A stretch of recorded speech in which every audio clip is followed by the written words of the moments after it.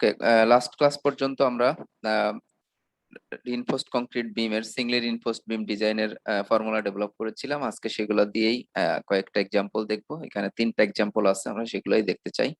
তো এই এক্সাম্পল দেখার পূর্বে আমরা যে ফর্মুলাগুলো গতদিন দেখেছিলাম সেগুলো একটু রিভিউ করে আসতে চাই, যাতে করে আমাদের আজকের প্রবলেম গুলা বোঝাটা সহজ হয়। তো আমরা সিঙ্গলি রিইনফোর্সড রেক্টেঙ্গুলার বিম, আমি এই টার্মটা যদি এক্সপ্লেইন করি, সিঙ্গলি রিইনফোর্সড তার মানে হচ্ছে আমরা শুধুমাত্র টেনশন জোনে রিইনফোর্সমেন্ট প্রোভাইড করছি, অনলি টেনশন জোনে। আমরা নেক্সট ক্লাসে পড়বো ডাবলি রিইনফোর্সড বিম, যেটাকে আমরা অন্যভাবে বলি যে বিম উইথ কম্প্রেশন রিইনফোর্সমেন্ট।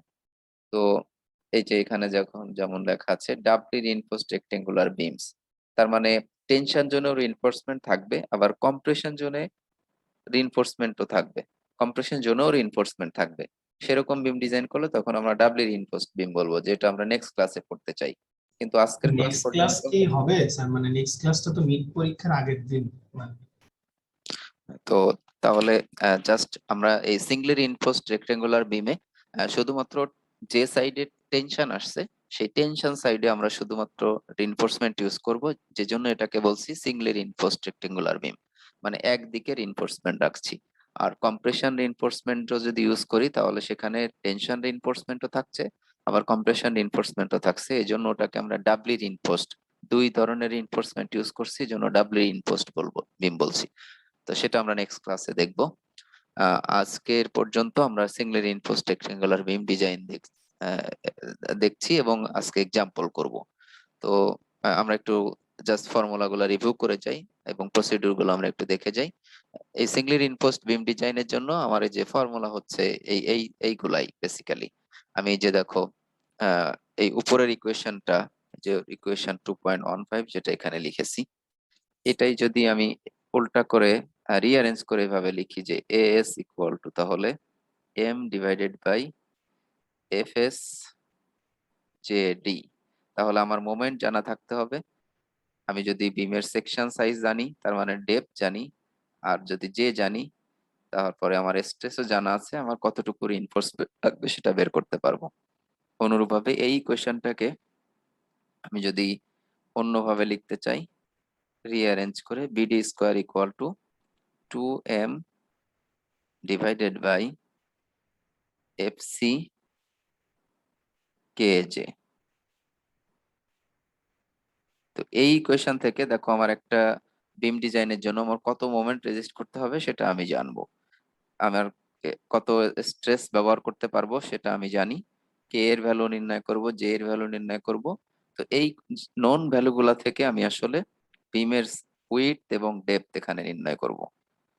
তো তাহলে এই দুইটা ইকুয়েশনই আমার বেসিক্যালি ডিজাইন ইকুয়েশন হবে। এই দ্বিতীয় ইকুয়েশন দিয়ে আমি আসলে বিমের উইডথ এবং ডেপথ নির্ণয় করতে পারি। আর এই যে প্রথমে ইকুয়েশনটা দিয়ে দেখো আমি হচ্ছে রিইনফোর্সমেন্টের এরিয়া নির্ণয় করতে পারি, তাহলে কত সাইজের কয়টা রিইনফোর্সমেন্ট লাগবে সেটাও আমি আলটিমেটলি পেয়ে যাব।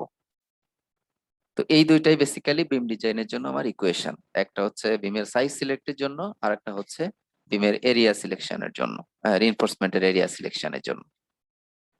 আহ এখান থেকেই আমরা এই যে তাহলে এখানে যে প্যারামিটার গুলো আছে, এই যে এফএস, জে, তারপর হচ্ছে কে, এগুলার ভ্যালু কিভাবে কোথা থেকে পাবো, তারপর এফসি এর ভ্যালু কোথা থেকে পাবো। তো তার জন্য আমরা এই যে লাস্ট ক্লাসে বলেছিলাম, দেখো allowable compressive stress of concrete in flexure, আমরা যেটা নেই সেটা হচ্ছে 45% অফ কংক্রিট কম্প্রেসিভ স্ট্রেংথ। আর allowable tensile stress in steel, এটা নেই হচ্ছে আমরা 40% অফ ইটস ইল্ড স্ট্রেংথ। তো তার মানে আমি এফ ওয়াই জানি আর এফ এস ও জানি, সরি এফ সি জানি আর এফ এস জানি, এটাই হচ্ছে আমার বেসিক্যালি এফ সি। আমি কোন একটা বিম ডিজাইনের জন্য কত স্ট্রেংথের কংক্রিট ব্যবহার করব, এই যে এটা হবে সেটা 3000 পিএস এর কংক্রিট যদি হয়, তার মানে এফ প্রাইম সি হচ্ছে 3000 পিএসআই, তাকে 0.45 দিয়ে গুণ করলে যা আসবে সেটাই হবে আমার এফ সি এর ভ্যালু। অনুরূপভাবে আমরা যদি 60 কেএসআই স্টিল ইউজ করি তাহলে তার এফ ওয়াই হচ্ছে 60 কেএসআই, তাকে 0.4 দিয়ে গুণ করলে যা আসবে সেটাই হবে এফ এস এর ভ্যালু। তো অ্যালোয়েবল স্ট্রেস এফ সি এবং এফ এস, এর ভ্যালু আমরা এই ইকুয়েশন দুইটা থেকে নির্ণয় করে নিব। আর আরেকটা বিষয়েও বলেছি কিনা আমি গত ক্লাসে মনে নেই, বাট এখানে বলছি যে আমরা সার্ভিসেবিলিটি চেক দেওয়ার জন্য যদি আমরা তো অবশ্যই বিম ডিজাইনের পরে ডিফ্লেকশন চেক করি, তার পূর্বেও বিমের ইনিশিয়াল ডেপথ সিলেকশনের জন্য আমরা এই টেবিলের হেল্প নিব। সেটা হচ্ছে বিমের জন্য যদি আমি minimum thickness or depth H নির্ণয় করতে চাই, তাহলে সাপোর্ট কন্ডিশনের উপরে ডিপেন্ড করে দেখো কখনো সেটা L/16 হচ্ছে। L/16 হলো সিম্পলি সাপোর্টেড বিমের জন্য। যদি ওয়ান এন্ড কন্টিনিউয়াস হয়ে থাকে বিমের, তাহলে মিনিমাম ডেপথ প্রোভাইড করতে হবে L/18.5 ইঞ্চ, L/18.5। আর বোথ এন্ড কন্টিনিউয়াস হলে L/21। যদি ক্যান্টিলিভার বিম হয় তাহলে L/8, তো এই মিনিমাম ডেপথ তো তোমাকে প্রোভাইড করতে হবে। তো এইটাই আমার আসলে বিমের ইনিশিয়াল ডেপথ সিলেকশনে হেল্পফুল হবে, ঠিক আছে। তো আমি তাহলে এফএস এবং এফসি এই ইকুয়েশন দুইটার মাধ্যমে নির্ণয় করব। আর কে জে এর ভ্যালু, আমার এই যে এই ডিজাইন ইকুয়েশনে দেখো জে এর ভ্যালু আছে, কে এর ভ্যালু আছে, তো সেগুলো নির্ণয় করার জন্য ফর্মুলাও আমার জানা। দেখো জে ইকুয়াল টু 1 - k/3, আর কে ইকুয়াল টু হচ্ছে দুই ধরনের ইকুয়েশন আসবে। কে এর ভ্যালু একটা হবে যদি রিভিউ প্রবলেম হয়, তাহলে এই যে এই ইকুয়েশন। আমি যদি রিভিউ প্রবলেম বলি, তার মানে আমার বিমের ডেপথ, উইডথ জানা আছে, রিইনফোর্সমেন্টের সাইজ জানা আছে, তার থেকে আমি তাহলে রো ভ্যালু ক্যালকুলেট করতে পারবো এএস ডিভাইডেড বাই বিডি করে। তারপরে ম্যাটেরিয়াল কি ব্যবহার করেছি তার উপরে ডিপেন্ড করে ES over EC, modulus of elasticity over modulus of elasticity of concrete করে আমি মডুলার রেশিও এন পাবো। সেই ভ্যালু দুইটা ইউজ করেই দেখো আমি আলটিমেটলি এখান থেকে কে পাবো। তো এটা হচ্ছে রিভিউ প্রবলেমের জন্য, যার এই যে বিমের সাইজ বি ডি জানা আছে, প্লাস ওই বিমে কত সাইজের কত রিইনফোর্সমেন্ট ইউজ করেছি, কতগুলো রিইনফোর্সমেন্ট বা রড ব্যবহার করেছি সেটাও জানা আছে, যার থেকে আমি রিইনফোর্সমেন্টের এরিয়া এস পেয়ে যাব। তাহলে এই ইকুয়েশন থেকে আমি আলটিমেটলি রো পাচ্ছি, আবার এই ডান পাশের ইকুয়েশন থেকে এন পাচ্ছি। সেই এন ভ্যালু আর রো ভ্যালু ইউজ করে আমি এখান থেকে কে পাবো। তো এটা হচ্ছে রিভিউ প্রবলেমের জন্য, ঠিক আছে। বিম সাইজ জানা, রিইনফোর্সমেন্ট জানা, তার ক্যাপাসিটি যদি নির্ণয় করতে চাই তখন এটা ইউজ করতে পারবো। আর যদি ডিজাইন প্রবলেম হয় যে আমার বিমের ডাইমেনশন জানা নাই, বিমের উইডথ কত, ডেপথ কত, রিইনফোর্সমেন্ট কত, কিছুই আমি জানি না, কথায় ডিজাইন প্রবলেম, নতুন করে আমি কোনো একটা স্ট্রাকচার ডিজাইন করব, বিম ডিজাইন করব, তার জন্য কে এর ভ্যালু নির্ণয় করব এই ইকুয়েশনটা ইউজ করে। এই যে k equal to N divided by n plus r. আর জে এর ভ্যালু তো 1 - k/3। তাহলে আমি এই যে আর এর ভ্যালুটা নির্ণয় করব হচ্ছে F S over F C করে, n equal to ES over EC করে। আমরা তাহলে এটা এই কোয়েশ্চেনটা হচ্ছে ফর ডিজাইন প্রবলেম। এটা খুব ইম্পর্টেন্ট, মনে না রাখলে আসলে ভুলটা যদি ইউজ করো তাহলে সলিউশনেই যেতে পারবে না তুমি ডিজাইন প্রবলেমের জন্য। আর উপরের ইকুয়েশনটা ছিল ফর রিভিউ প্রবলেম।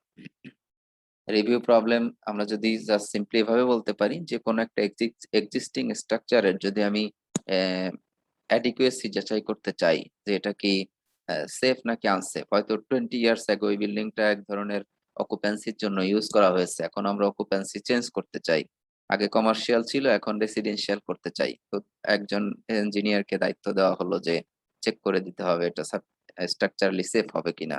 তার মানে আমি এখানে কি ধরনের কত সাইজের বিম ব্যবহার করা হয়েছে, কতগুলো রিইনফোর্সমেন্ট ব্যবহার করা হয়েছে, কত সাইজের, তারপরে ম্যাটেরিয়াল কংক্রিটের স্ট্রেংথ কত, স্টিলের স্ট্রেংথ কত, সব আমার জানা আছে। আমাকে জাস্ট এখন ক্যাপাসিটি নির্ণয় করে বলতে হবে যে হ্যাঁ এটা সেফ এটা আনসেফ। তার জন্য এই যে আমরা রিভিউ প্রবলেম বলতেছি সেইগুলোকে, সেটার জন্য এই কোয়েশ্চেনটা ইউজ করব। আর কমপ্লিট নতুন ডিজাইন করি যদি যদি করি, একটা বিল্ডিং তুমি নতুন ডিজাইন করছো যেটা এখনো কনস্ট্রাকশন হয়নি, তোমার ডিজাইন দিয়ে কনস্ট্রাকশন হবে, তার জন্য কে ভ্যালু নির্ণয় করবে এই কোয়েশ্চেন দিয়ে। তো বেসিক পার্থক্য এইগুলাই। আর কে এর ভ্যালু জানা থাকলে জে এর ভ্যালু নির্ণয়ের জন্য ফর্মুলা হচ্ছে 1 - k/3। তাহলে যে ফর্মুলাই ইউজ করে কে নির্ণয় করি না কেন, সেই কে ইউজ করে এখানে জে এর ভ্যালুটা পেয়ে যাব। আর জে এর সাথে যদি ডি গুণ করি তাহলে আমি জে ডি পাবো আলটিমেট। এটা হচ্ছে জে টাইমস ডি এরকম। তো এই তিনটাই হচ্ছে আমার জন্য বেসিক ডিজাইন ইকুয়েশন, ঠিক আছে। আর আরেকটা জিনিস আমাদের লক্ষ্য রাখতে হবে যে আমরা বলেছিলাম যে আমরা এমন ভাবে বিম ডিজাইন করতে চাই যেন সেটা ডাকটাইল ফেইলর হয়। আসলে সার্ভিস লোডের জন্য ডিজাইন করলে এটা ফেইলর লেভেলে যেতে মানে এত সহজে যায় না, বাট এখানে এই বিষয়টা আমি তাও এভাবে বলতে চাই যে আমরা এমন ভাবে বিম ডিজাইন করব যেন বিমের ফেইলরটা হয় টেনশন স্টিলের ওভার স্ট্রেসের মাধ্যমে, ঠিক আছে? তার মানে আমরা আন্ডার রিইনফোর্সড বিম ডিজাইন করব, ওভার রিইনফোর্সড নয়। তাহলে আমার ম্যাক্সিমাম স্টিল স্ট্রেস রেশিও যেটা, সেটার জন্য এইটার চেয়ে বেশি না হয়ে যায়। এটা হচ্ছে allowable maximum steel maximum steel ratio. এর চেয়ে বেশি স্টিল আমি ব্যবহার করতে পারবো না। এটাই হচ্ছে আমার ম্যাক্সিমাম। যদি বেশি স্টিল ইউজ করি তাহলে সেটা ওভার রিইনফোর্সড বিম হয়ে যাবে।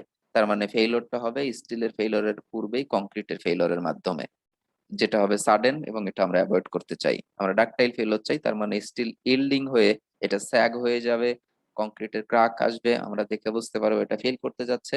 আমাদের সব ধরনের প্রপার্টি নিয়ে আমরা এটা থেকে সেফলি বের হয়ে যেতে পারবো। আমরা এই ধরনের স্ট্রাকচার ডিজাইন করতে চাই।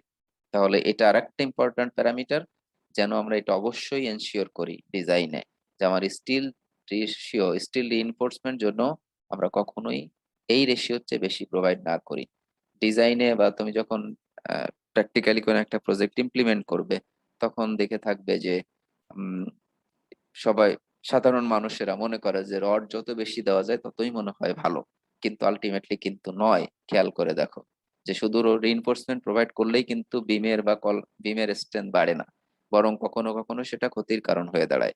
একে প্রথমত, যা রড দরকার তার চেয়ে বেশি রড ব্যবহার করে বেশি টাকা খরচ হচ্ছে, তার মানে আনইকোনমিক্যাল কনস্ট্রাকশন হচ্ছে। প্লাস হচ্ছে স্ট্রাকচারের ফেইলিওর ক্রাইটেরিয়াকে ডাকটাইল থেকে ব্রিটল ব্রিটল নিয়ে ব্রিটল ফেইলিওর মোডে নিয়ে চলে যাচ্ছে। সো এটাও ডেঞ্জারাস। তো এই জন্য আম, মানে রিইনফোর্সমেন্ট বেশি দিলেই, বিশেষ করে ফ্লেক্সজারাল মেম্বার যেগুলো বিম স্ল্যাব, এগুলোতে রিইনফোর্সমেন্ট যা দেওয়া আছে তার চেয়ে কখনোই বেশি প্রোভাইড করা উচিত নয়। কিন্তু কলামে এটা দেওয়া যেতে পারে, কলাম যেহেতু কম্প্রেশন টাইপের মেম্বার হয়, কলামে রিইনফোর্সমেন্ট বেশি দিলেও কোনো অসুবিধা নেই। কিন্তু ফ্লেক্সজারাল মেম্বার যেগুলো, যেখানে বেন্ডিংটাই গভর্ন করে, সেখানে আমরা রিইনফোর্সমেন্ট রেশিও যা আছে বা রিইনফোর্সমেন্ট যা আছে তার চেয়ে বেশি কখনোই প্রোভাইড করব না। আলটিমেট স্ট্রেংথ ডিজাইনে আমরা আরো এটার ইম্পর্টেন্স সম্পর্কে ভালো জানতে পারবো। তো এই হচ্ছে আমার কয়েকটা ইকুয়েশন, যেগুলো ইউজ করে আমরা দেখো ডিজাইন করব। তো আমরা এখন এক্সাম্পল ওয়ানে চলে আসি। Rectangular beam example one.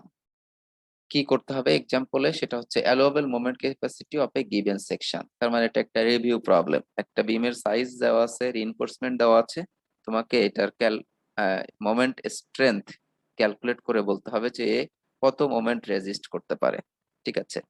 তো প্রবলেমটা আমরা একটু পড়ি। এ rectangular beam has a width of 12 inch and an effective depth to the centroid of the reinforcing steel of 17.5 inch. It is reinforced with 3 number 8 bars in one row.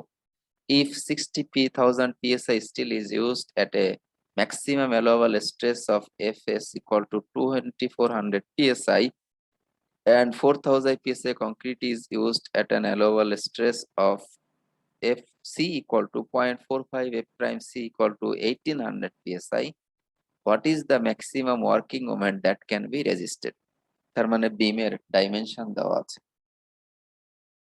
বিমের width দেওয়া আছে 12 inch, বিমের effective depth দেখো বলেই দেওয়া আছে যে compression phase থেকে রিইনফোর্সমেন্ট সেন্ট্রয়েড পর্যন্ত যে ডিসটেন্স, ইফেক্টিভ ডেপথ সেটা দেওয়া আছে 17.5 ইঞ্চ, 17.5 ইঞ্চ। তাহলে বিডি আমার জানা অলরেডি, এবং এখানে যে রিইনফোর্সমেন্ট ইউজ করেছে দেখো, it is reinforced with 3 number 8 bars in a row. তাহলে এই যে এই রিইনফোর্সমেন্ট গুলার ডেজিগনেশন হচ্ছে 3 নাম্বার 8 বারস। তার মানে আলটিমেটলি আমি এখান থেকে দেখো এস পেয়ে যাব, সেটা হচ্ছে এ টাইমস একটা 8 নাম্বার বারের এরিয়া আমার মুখস্থ হচ্ছে, আমি লিখলাম, তোমাদের দেখাবো কিভাবে এটা বের করতে হয়। 2.37 স্কোয়ার ইঞ্চ। তো আমরা রিইনফোর্সমেন্টের এরিয়ার একটা চার্ট তোমাদেরকে দেখিয়েছি, উপরের কোন এক জায়গাতে আছে, সেটার থেকে যেমন বের করতে পারো, অথবা যত নাম্বার বা তাকে 8 দিয়ে ভাগ করলে সেটা হচ্ছে ইঞ্চিতে তার ডায়ামিটার হয়, সেটা দিয়ে ইউজ করতে পারো। উপরে বা নিচে কোথাও এক জায়গায় রেখেছিলাম। আহ,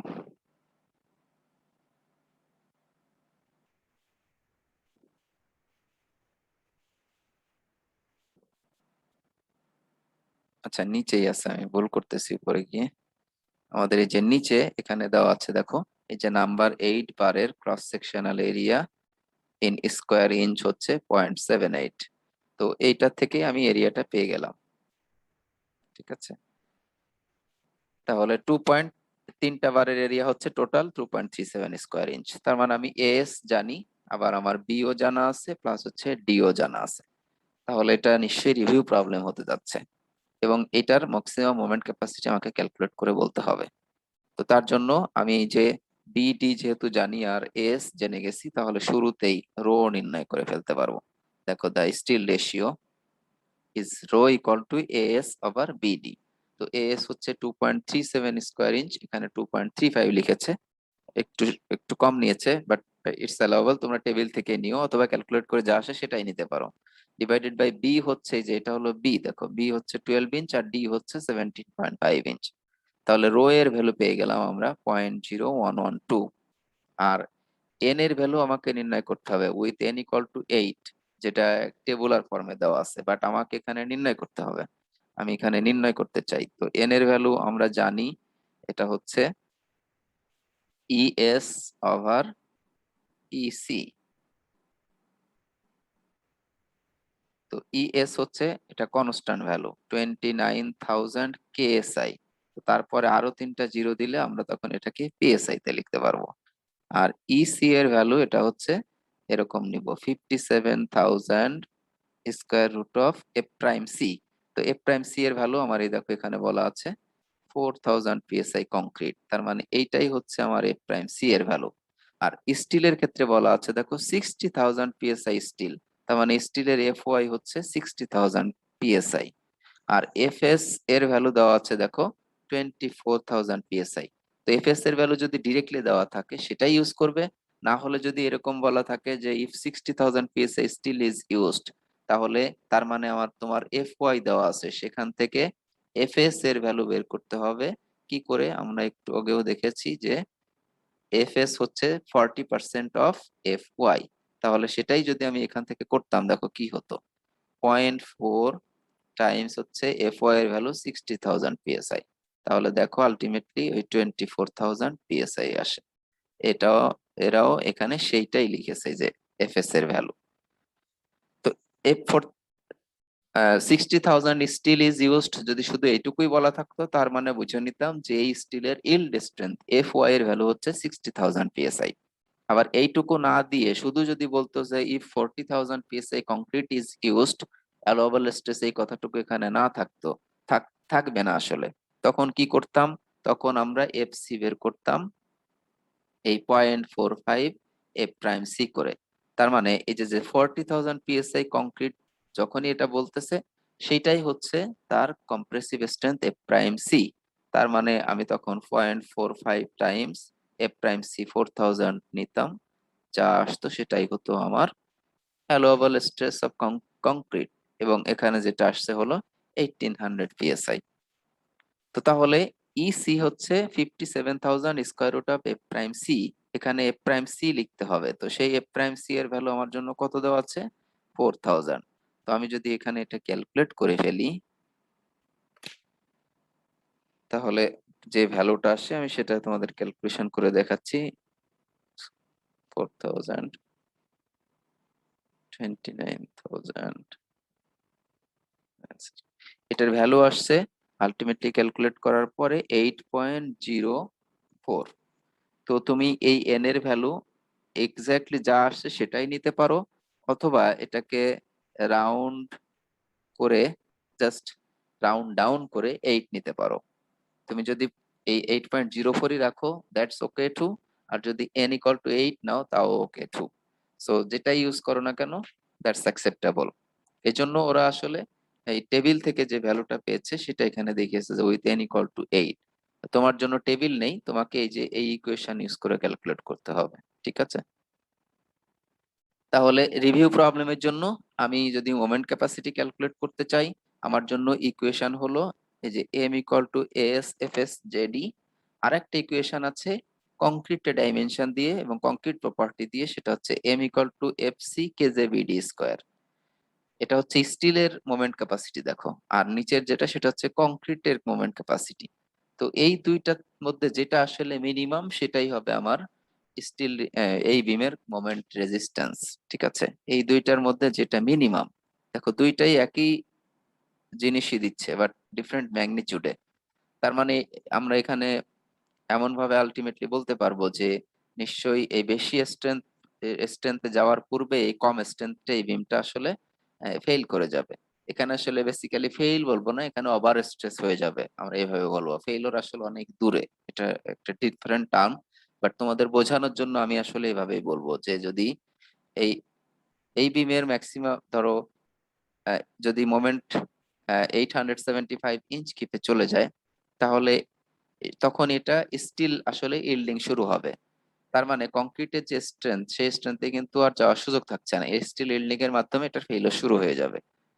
তো এই দুইটার মধ্যে এই জন্য আসলে যেটা মিনিমাম সেটাতেই তোমার স্ট্রাকচার ওভার স্ট্রেস হয়ে যাবে এবং ফেইলিওর শুরু হবে। এই জন্য এই দুইটার মধ্যে যেটা মিনিমাম সেটাকে আমরা এটার ম্যাক্সিমাম স্ট্রেংথ বা ক্যাপাসিটি বলবো। তো এই এম এর মাধ্যমে আমি ক্যাপাসিটি নির্ণয় করতে চাইলে আমার কি কি জানা দরকার, দেখো এস, এফ এস, জেডি। এই কংক্রিটের মাধ্যমে নির্ণয় করতে চাইলে আমার জানা দরকার এফসি, কেজে, বিডি স্কোয়ার। তো বিডি, এস এগুলো আমি অলরেডি যে জেনে গেছি, এখন আমার লাগবে তাহলে কে এবং জে এর ভ্যালু। তো কে এর যদি নির্ণয় করতে চাই রিভিউ প্রবলেমের জন্য এই ইকুয়েশনটা ইউজ করবো, যে square root of 2 rho N plus rho n তার whole square minus rho n. তো রো তো আমি অলরেডি যে ক্যালকুলেট করে রেখেছি, দেখো 0.0112, আর তার সাথে তুমি যদি রো এর সাথে এন গুণ করে দাও, তাহলে এখানে দেখো এই যে রো এন এর ভ্যালু তুমি এভাবে ক্যালকুলেট নিতে পারো। রো হচ্ছে 0.0112, তার সাথে এই যে 8 গুণ করো, তাহলে 0.0896 আসবে। সেটাই এখানে এই ইকুয়েশনে বসিয়ে খুব সহজেই তাহলে আমরা দেখো কে এর ভ্যালুটা পেয়ে যাচ্ছি 0.343। তো কে এর ভ্যালু সাধারণত এই যে এরকম রেঞ্জেই হয়, 0.3 থেকে 0.4 এর মধ্যেই থাকে। এমনকি মোটামুটি 0.312 থেকে 0.35 এর মতোই হয়, আমরা রাফলি 0.35 নিতে পারি। মানে এটা হচ্ছে একটা ক্রস চেক যে কে এর ভ্যালু মোস্ট অফ দা বিমের জন্যই 0.375, 0.35, 0.3125 এরকম হয়। ঠিক আছে, তার মানে 0.3 থেকে 0.4 এর মধ্যে যদি তোমার ভ্যালুটা আসে, মোটামুটি বুঝবা যে তোমার ক্যালকুলেশন ঠিক আছে। কিন্তু যদি তার চেয়ে বেশি বা কম হয়ে গেলে তখন তোমাকে তোমার ক্যালকুলেশন নিয়ে ডাউট করতে হবে এবং চেক করতে হবে যে আমি কোথাও ভুল করছি কিনা। আর জে এর ভ্যালু নির্ণয় করার জন্য আমার ফর্মুলা হচ্ছে 1 - k/3। তাহলে 1 - এই যে কে এর ভ্যালু যেটা পেলাম সেটা এখানে বসিয়ে 3 দ্বারা ভাগ করলে আলটিমেটলি এই রেজাল্ট জে এর ভ্যালুটা আসছে 0.886। তো জে এর ভ্যালু সাধারণত আসলে এই যে পয়েন্ট জে এর ভ্যালু দেখো 0.886, এটাও আসলে ভ্যারি করে 0.8 থেকে 0.9 এর মধ্যে, বা 0.9293ও কখনো কখনো হয়ে যায়। 0.85 থেকে বা 0.8 থেকে 0.93 আমরা বলতে পারি, এর মধ্যে সাধারণত ভ্যারি করে। যদি উল্টা হয় মানে কম তার থেকে ডিফারেন্ট হয়, তোমার ক্যালকুলেশন আবার চেক করতে হবে, কোথাও ভুল থাকতে পারে। তো কে জে এর ভ্যালু পেয়ে গেছি অলরেডি। আবার আমার আগের থেকেই বি এবং ডি জানা আছে, রিইনফোর্সমেন্ট এরিয়া সেটাও ক্যালকুলেশন করেছি। তাহলে আমি এখন মোমেন্ট ক্যাপাসিটি ক্যালকুলেট করতে পারবো। তাহলে moment capacity equal to A S F S JD. As এর ভ্যালু হচ্ছে এই যে 2.35, আমরা 2.37 লিখেছি, ওরা লিখেছে 2.35। ঠিক আছে, টাইমস হচ্ছে এফএস হলো এই দেখো 24, এখানে এটাকে নিয়েছে কেএসআই তে। ঠিক আছে, 2400 পিএসআই, সরি 24,000 পিএসআই, তাকে 1000 দিয়ে ভাগ করলে 24 কেএসআই হবে। অনুরূপ ভাবে এই যে 1800 পিএসআই আছে, কংক্রিটের স্ট্রেস, অ্যালোভাল স্ট্রেস হচ্ছে 1800 পিএসআই। তো সেটাকে কেএসআই তে লিখলে 1000 দিয়ে ভাগ করতে হবে, 1.8 কেএসআই আসবে। তো এখানে দেখো এই যে এটা হচ্ছে এএস এর ভ্যালু, তারপর একটা হচ্ছে এফএস এর ভ্যালু, এটা হচ্ছে আমি কেএসআই তে লিখেছি, এএস টা নিয়েছি স্কোয়ার ইঞ্চে। জে এর ভ্যালু এটা হচ্ছে ইউনিটলেস, কে তারপরে কে এর ভ্যালু সেটাও কিন্তু ইউনিটলেস, জে এবং কে এর ইউনিটলেস, এদের কোনো ইউনিট নাই। আর ডি এর ভ্যালু তাহলে যেহেতু এই এরিয়াটা স্কোয়ার ইঞ্চে নিয়েছি, নিশ্চয়ই ডিটাও আমি ইঞ্চিতেই বসাবো। তো ডিটাও দেখো দেওয়া আছে 17.5 ইঞ্চ। ঠিক আছে, তাহলে আলটিমেটলি এই যে যে মোমেন্ট ক্যাপাসিটি সেটা কোন ইউনিটে আসবে? ফোর্সের ইউনিট আছে দেখো কিপ, সেজন্য এখানে কিপ আসবে। আর ডিসপ্লেসমেন্ট বা ডিস্টেন্সের ইউনিট রেখেছি আমরা ইঞ্চ, তাহলে এটা ইঞ্চ কিপে আসবে। ঠিক আছে, তুমি যদি এই 2400 24 KSI এর জায়গায় 24,000 PSI লিখতে, তাহলে এই ইউনিটটা আসতো কিন্তু পাউন্ড ইঞ্চে। ঠিক আছে, এখানে হচ্ছে পার্থক্য আসতো। আমরা যদি এটা 24,000 PSI লিখতাম, তাহলে এটা আসতো যে পাউন্ডে। অনুরূপ ভাবে কংক্রিটের মাধ্যমে আমি স্ট্রেংথ ক্যালকুলেট করতে পারি, কংক্রিটের প্রপার্টি দিয়ে এক কথায়। তো তাহলে এফসি হচ্ছে এই যে দেখো 1.8 KSI নিলাম, এটা আমরা এই যে অলরেডি নির্ণয় করে আসছি, ডিভাইডেড বাই 2 টাইমস হচ্ছে কে এর ভ্যালু 0.343, জে এর ভ্যালু 0.886, বি এর ভ্যালু 12 ইঞ্চ, ডি এর ভ্যালু 7.5 ইঞ্চ, তার আবার স্কোয়ার। তাহলে নিশ্চয়ই এই মোমেন্টের ইউনিটটাও আসবে ইঞ্চ কিপস বা কিপ ইঞ্চ, যেভাবেই বলো। তো এখন এই দুইটার মধ্যে যেটা মিনিমাম সেটাই কিন্তু আমার হবে ম্যাক্সিমাম স্ট্রেংথ, কারণ এই বড়টায় যাওয়ার পূর্বেই এই ছোটটাতে কিন্তু এটা ফেইলর শুরু হয়ে যাবে, এখানে আসলে ওভার স্ট্রেস হবে আর কি। তো এই দুইটা ইকুয়েশনের মাধ্যমে আমি নির্ণয় করব, নির্ণয় করে যেটা মিনিমাম সেটাই হবে আমার মোমেন্ট স্ট্রেংথ। তাহলে আমার জন্য এটার এই যে কোশ্চেনে যেটা চেয়েছে সেটার অ্যান্সার হচ্ছে the maximum working moment that can be resisted by this beam is 1875 inch kips। এটাই হচ্ছে আমার অ্যান্সার। তো আমি নিচে তাহলে এইভাবেই লিখবো আর কি। ঠিক আছে, the maximum moment that this beam can resist is 1875 inch kips। এখানে ইউনিটটাও ইম্পর্ট্যান্ট, তুমি যদি এটা পাউন্ড ইঞ্চে লেখো, that's too different from kip inch. So ইউনিটটাও এখানে ইম্পর্ট্যান্ট এবং সেটা খেয়াল করতে হবে। তো এইভাবেই আমরা এটার সলিউশন করতে পারি। এখানে আরেকটা বিষয় একটু কথা বলা দরকার, যে আমি এই দুইটা ইকুয়েশনের মাধ্যমেই মোমেন্ট স্ট্রেংথ নির্ণয় না করে বরং শুরুতেই আমি চেক করতে পারি যে কোন আহ, কোথায় এটার ফেইলরটা শুরু হচ্ছে। তার মানে স্টিলের ওভার স্ট্রেসিং এর মাধ্যমে নাকি কংক্রিটের ওভার স্ট্রেসিং এর মাধ্যমে, কোনটাতে ফেইলর, কোনটায় ফেইলর শুরু হবে এক কথায়, সেটা আমি চেক করে নিতে পারি। এবং সেটা কিভাবে? আমি আমার এই যে রিইনফোর্সমেন্ট রেশিও রো এর ভ্যালু, এটা কম্পেয়ার করব হচ্ছে maximum reinforcement ratio rho E এর সাথে। এই যে দেখো আমরা maximum reinforcement ratio rho E equal to N divided by 2r time into হচ্ছে এন প্লাস আর, এই ইকুয়েশনের মাধ্যমে ক্যালকুলেট করে এখানে ব্যালান্সড স্ট্রেস স্টিল রেশিও, যেটা হচ্ছে আমার ম্যাক্সিমাম স্টিল রেশিও আমি বলবো, সেইটার চেয়ে যদি আমার এই বিমের রিইনফোর্সমেন্ট রেশিও এই যে রো, এটা যদি কম থাকে, তার মানে ব্যালান্সড স্ট্রেসের জন্য যে রেশিও রিইনফোর্সমেন্ট রেশিও দরকার, অ্যাকচুয়াল রিইনফোর্সমেন্ট রেশিও যদি কম থাকে, তাহলে আমার এটার ফেইলরটা শুরু হবে আসলে স্টিলের ইল্ডিং এর মাধ্যমে। মানে আমরা যদি ফেইলর টার্মে বলি, অ্যাকচুয়ালি ওয়ার্কিং স্ট্রেস ডিজাইন মেথডে আসলে ওভার স্ট্রেসিং হয় আর কি। তাহলে কংক্রিটের ওভার স্ট্রেসিং হওয়ার পূর্বেই স্টিল তার ওভার স্ট্রেস, স্টিলে ওভার স্ট্রেসিং শুরু হয়ে যাবে, এবং সেটাই হচ্ছে আমার ডাকটাইল টাইপের ফেইলর হবে। আর যদি এই steel balanced stress steel ratio এইটার চেয়ে অ্যাকচুয়াল স্টিল রেশিও বেশি হয়ে যায়, তার মানে কংক্রিটের আসলে ওভার স্ট্রেসিংটা আগে হবে, স্টিলেরটা পরে হবে। তার মানে ফেইলরটা হবে বলতে পারি কংক্রিটের মাধ্যমে। তো তাহলে আমি যখন এটা ডিসাইড করতে পারলাম যে ফেইলরটা কি স্টিলে হচ্ছে নাকি কংক্রিটে হচ্ছে, যেটাতে ফেইলরটা হবে সেই ইকুয়েশন ইউজ করে তার স্ট্রেংথ ক্যালকুলেট করব। তাহলে দুইটা ওয়েতে আমরা এই স্ট্রেংথ ক্যালকুলেট করতে পারি। এক হচ্ছে এই দুইটা ইকুয়েশনের মাধ্যমে নির্ণয় করে ফেললাম, আমার মনে হয় এটাই খুব সহজ। দুইটা ইকুয়েশনের মাধ্যমে মোমেন্ট ক্যালকুলেশন করে যেটা মিনিমাম সেটাই আমার হচ্ছে এটার ডিজাইন স্ট্রেংথ। আর একটা ওয়েতে আমরা করতে পারি যে প্রথমেই আমি রিইনফোর্সমেন্ট রেশিও চেক করে নিব।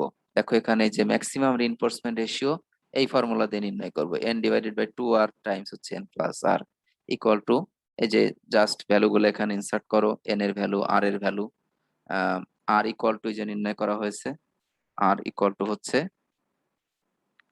fs ডিভাইডেড বাই fc, তার মানে 224 ksi ডিভাইডেড বাই 1.8 ksi। তো সেটা এখানে সেইভাবেই লিখেছে আর কি। এই যে দেখো r এর ভ্যালুটা এখানে 24 ডিভাইডেড বাই 1.8, এখানে ওই যে 24 ডিভাইডেড বাই 1.8 আর কি। তো এইভাবে করে আমরা এই রোটা পেলাম হচ্ছে 0.0141। এটা হচ্ছে রো ই, মানে ব্যালান্সড স্ট্রেস স্টিল রেশিও। তার তুলনায় আমার অ্যাকচুয়াল এই বিম যেটা আমরা অ্যানালাইসিস করছি, তার রিইনফোর্সমেন্ট রেশিও কত? 0.0112। তাহলে দুইটার মধ্যে কোনটা বেশি? দেখো এখানে যেটা ট্রু হয়েছে সেটা হলো স্টিলের রিইনফোর্সমেন্ট রেশিও 0.0112, আর এই ব্যালান্সড স্ট্রেস স্টিল রেশিও হচ্ছে, ওটা আমি একটু লিখি, 0.0112। এই দুইটার মধ্যে বড় কোনটা? দেখো এইটা। তার মানে ব্যাপারটা হচ্ছে এরকম। তাহলে আমি এটা এইভাবে লিখতে পারি যে rho is less than rho E. তার মানে ফেইলরটা আসলে কোথায় শুরু হচ্ছে? স্টিলে। তার মানে steel will be over stressed before the concrete reaches its maximum stress. তাহলে আমরা এই কথার মাধ্যমে বলে জাস্ট, যেহেতু স্টিলই কম মোমেন্টে এটার ওভার স্ট্রেসিং হবে, শুধুমাত্র এই স্টিলের যে ইকুয়েশন আছে, স্টিল এর মাধ্যমে মোমেন্ট ক্যাপাসিটি নির্ণয়ের যে ইকুয়েশন আছে, সেটা ইউজ করেই তার মোমেন্ট ক্যাপাসিটি নির্ণয় করব।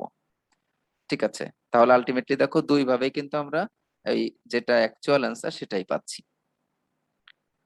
তো এই হচ্ছে এক্সকিউজ মি সলিউশনের দুইটা ওয়ে। আমরা তাহলে আমাদের মোমেন্ট ক্যাপাসিটি পেয়ে গেলাম হচ্ছে 875 ইঞ্চ কিপস। তো এইভাবে আমরা একটা প্রবলেম সলিউশন করলাম। এখন প্র্যাকটিক্যাল প্রবলেমের কথা যদি বলি, হয়তো তুমি অ্যানালাইসিস করে এই মোমেন্ট রেজিস্ট্যান্স মানে মোমেন্ট ডিমান্ড পেয়েছো হলো, ধরো যে এই বিমটাকে মোমেন্ট রেজিস্ট করতে হবে 900 কিপ ইঞ্চ, ধরো 900 ইঞ্চ কিপস। কিন্তু অ্যাকচুয়ালি তুমি চেক করে দেখলে যে এই বিমটা ম্যাক্সিমাম মোমেন্ট রেজিস্ট করতে পারে 875 ইঞ্চ কিপস। তাহলে এটা ক্যাপাসিটি এমসি আমরা যেটা পেলাম সেটা হচ্ছে 875 ইঞ্চ কিপস। তাহলে এখন তুমি ডিসিশন দাও যে এই বিমটা কি সেফ থাকবে নাকি আনসেফ থাকবে।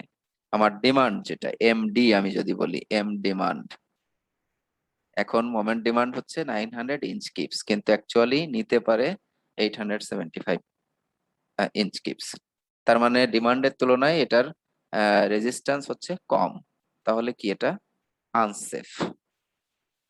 কিন্তু যদি এমন হতো যে আমার ডিমান্ড যদি মনে করো 900 না 800 হতো, তো ডিমান্ডের তুলনায় ক্যাপাসিটি দেখো 75 ইঞ্চ কিপস বেশি, তখন সেটা হতো সেফ। ঠিক আছে, তো এরকম ভাবে তোমাকে ডিসিশন দিতে হয়। রিভিউ প্রবলেম এই জন্য আসলে বেশি কাজে লাগে। রিভিউ প্রবলেম অন্য আরেক ভাবেও আমরা ইউজ করতে পারি। সেটা হচ্ছে তুমি যখন কোন একটা বিম ডিজাইন করবে, বিমের সেকশন সাইজ সিলেক্ট করবে, প্লাস হচ্ছে বিমের রিইনফোর্সমেন্ট নির্ণয় করবে, তো তার জন্যই আমরা প্রথমেই, যদি যারা এক্সপিরিয়েন্সড হয়ে যায় তারা প্রথমেই একটা বিমের সাইজ সিলেক্ট করে ফেলে এবং সেখানে কিছু রিইনফোর্সমেন্ট অভিজ্ঞতা থেকে বসিয়ে সেটার ক্যাপাসিটি চেক করে দেখে যে এটা কি সাফিসিয়েন্ট কিনা। তো এই রিভিউ প্রবলেমটাকে ডিজাইনেও আমরা আসলে ইউজ করতে পারি, মানে that's another way of designing. যারা অভিজ্ঞ তারা এই কাজ করতে পারে খুব সহজেই। জাস্ট মোমেন্টের মান ভ্যালু দেখে শুরুতেই একটা সাইজ ধরে নেয় যেটা 12 ইঞ্চ বাই 20 ইঞ্চ ডেপথের বিম প্রোভাইড করলে, আর যদি 3-8 নাম্বার বার ইউজ করি সাফিসিয়েন্ট হতে পারে। তো সেই জন্য এটার ক্যাপাসিটি নির্ণয় করে এখন তুমি জাস্ট ডিমান্ডের সাথে কম্পেয়ার করো যে এটা কি সেফ হচ্ছে নাকি আনসেফ হচ্ছে। যদি সেফ হয় তাহলে যে বিম আমি অ্যাজিউম করেছি দ্যাটস ওকে, আর যদি আনসেফ হয় তাহলে না, এটা ওকে না, এইটা সেকশন সাইজ সিলেক্ট করো, রিইনফোর্সমেন্ট ইনক্রিজ করো, তাহলে হয়তো তখন সেটা ক্যাপাসিটি ডিমান্ডের তুলনায় বেশি হয়ে সেফ হয়ে যেতে পারে। তো এইভাবেও আমরা এই রিভিউ প্রবলেমটাকে ডিজাইন প্রবলেম হিসেবে ইউজ করতে পারি। এখানে আরেকটা বিষয় একটু বলার খুব দরকার।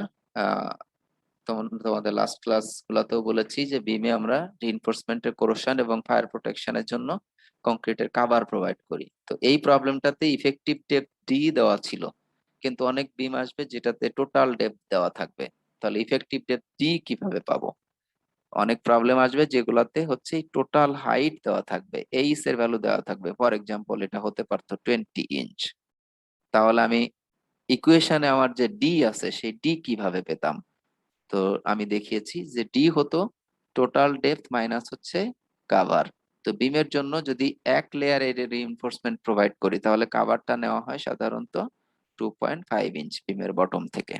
তার মানে আমরা রাফলি এরকম ভাবে বলতে পারি যে টোটাল ডেপথ মাইনাস 2.5 ইঞ্চ যদি করি তাহলে ইফেক্টিভ ডেপথ অফ বিম পাওয়া যেতে পারে। আর প্রোভাইডেড দ্যাট রিইনফোর্সমেন্ট একটা লেয়ারে প্রোভাইড করা হয়েছে। অনেক সময় হয় যে অনেক বেশি রিইনফোর্সমেন্ট আসায় এরকম আমরা 2 লেয়ারের রিইনফোর্সমেন্ট প্রোভাইড করি, ঠিক আছে?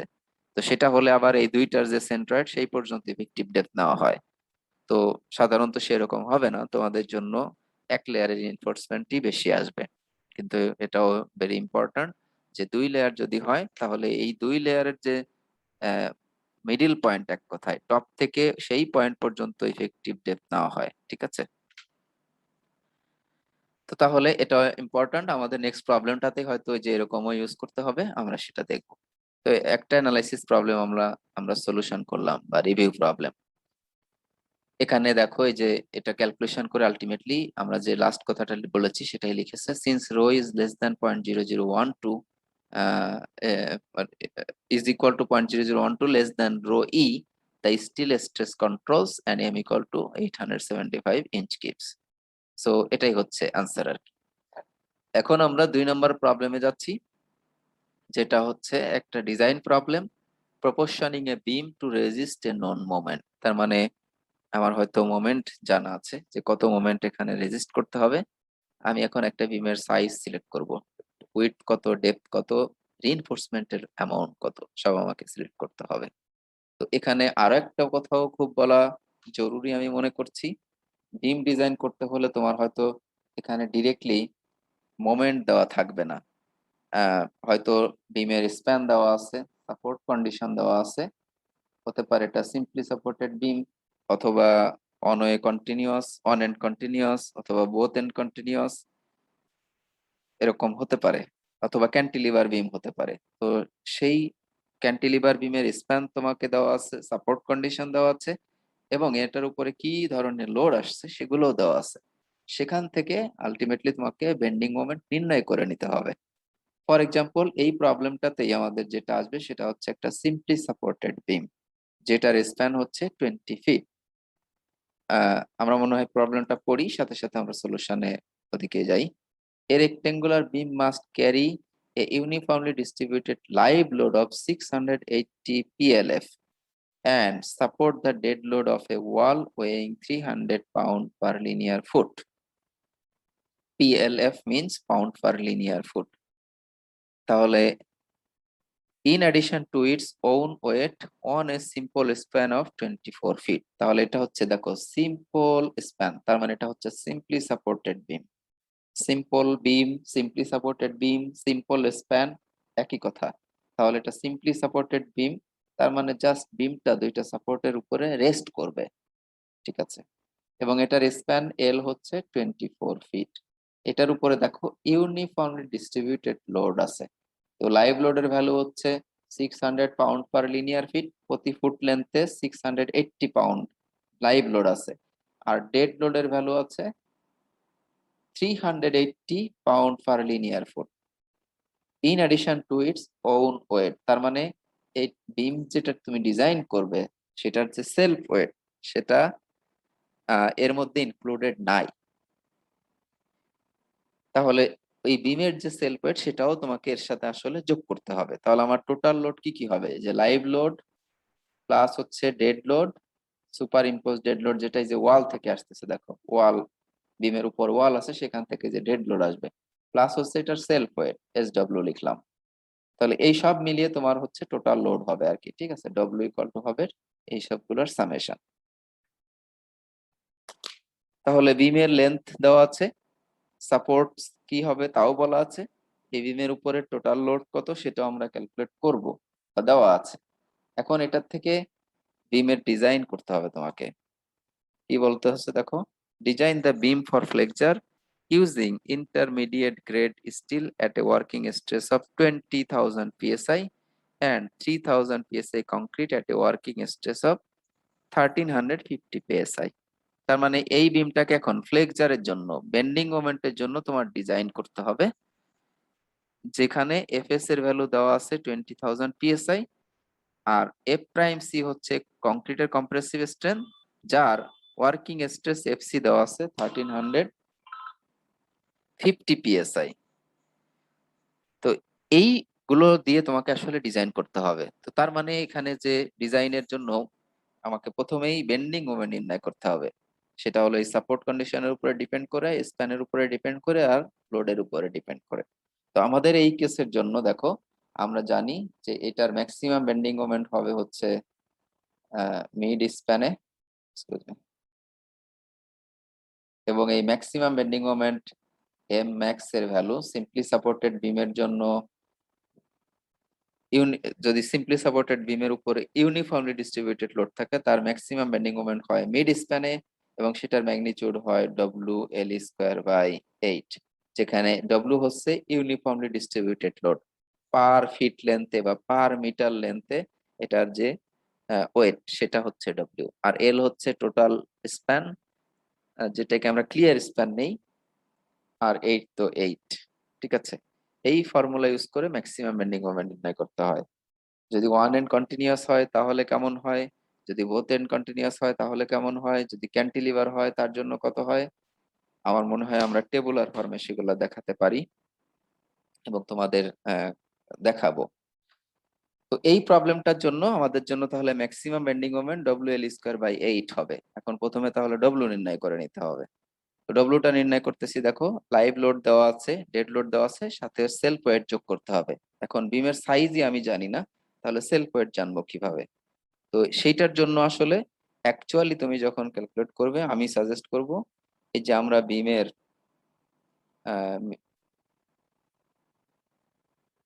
মিনিমাম যে ডেপথ প্রোভাইড করতে হবে, এইখান থেকে আসলে বিমের ডেপথটা সিলেক্ট করব। আর এই ডেপথের সাথে উইডথের একটা রেশিও আছে, যেটা দিয়ে আমরা সাধারণত বিম ডিজাইন করে থাকি।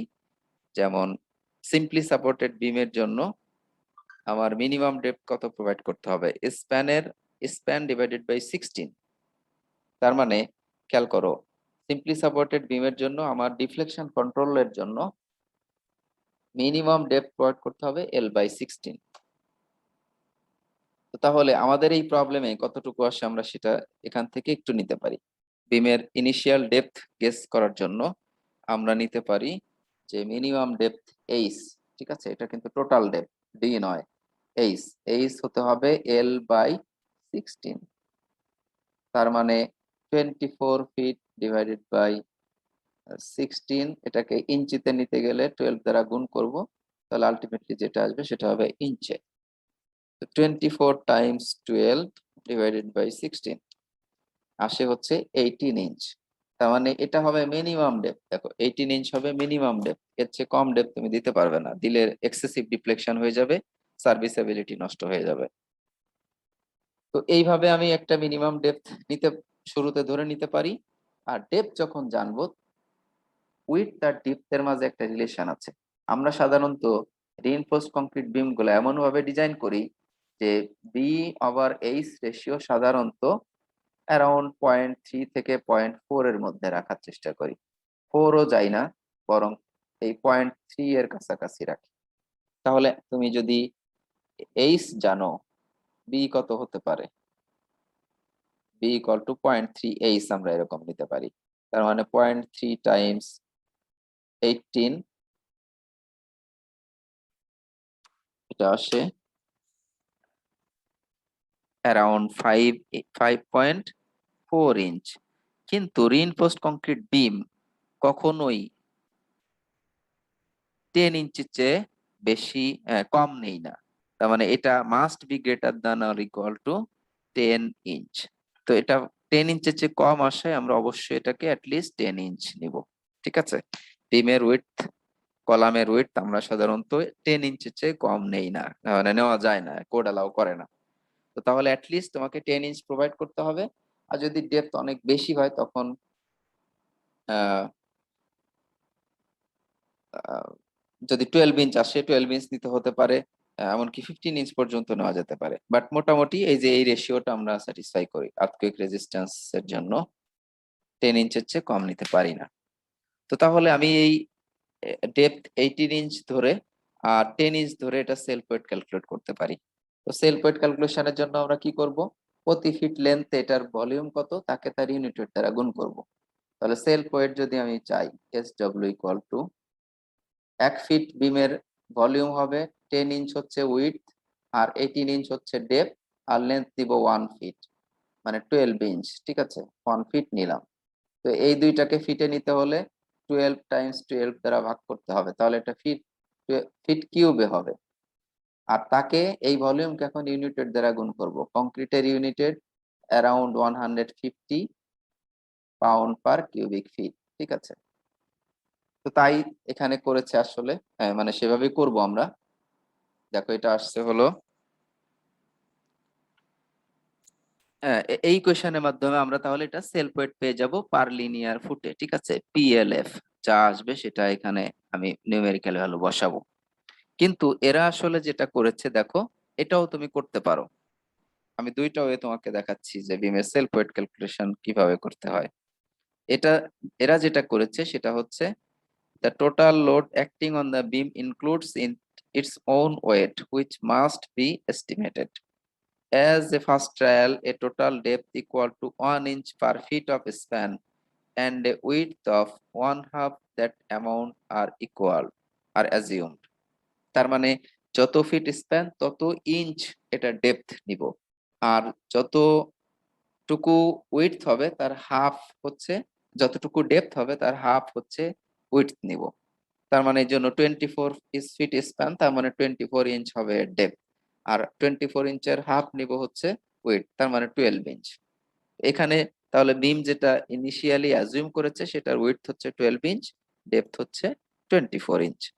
তাকে যে দেখো 112 টাইমস 12 মানে 144 দ্বারা ভাগ করে দিলাম, তাহলে এটার ভলিউম পেয়ে গেলাম। আর এখানে যে 1 ফিট যে আছে সেটার এখানে দেখাই নাই, আর তার সাথে গুণ করব এই যে concreted united 100 PCF pound per cubic feet, এটা পিসিএফ 150 যেটা, এটা পাউন্ড পার কিউবিক ফিট। তাহলে প্রতি ফিট লেন্থে দেখো বিমের ওয়েট হচ্ছে 300 পাউন্ড পেয়ে গেলাম, যেটা আমরা 300 পিএলএফ দ্বারা লিখছি। তো আমার আমি যেটা তোমাদের শেষে বললাম সেটাতে হয়তো একটু কম সেলফ ওয়েট আসছে, আর এটাতে আর একটু বেশি আসছে।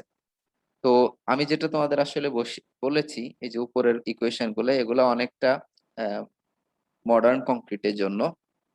সো যেটা নিয়েই তুমি করো না কেন, দ্যাট শুড বি ফাইন।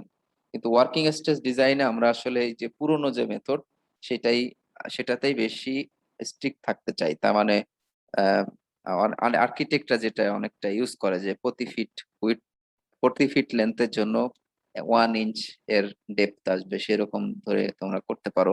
এটা এখানে আসলে থাম রুল হিসাবে ইউজ করা যেতে পারে। আমি আমি এনকারেজ করব তোমাদের এটা করার জন্য, বাট স্ট্রাকচারাল ইঞ্জিনিয়ারিং যারা প্র্যাকটিস করবে তাদের জন্য আসলে এই যে এই ফর্মুলাটা ইউজ করাটা ওয়াইজ আর কি।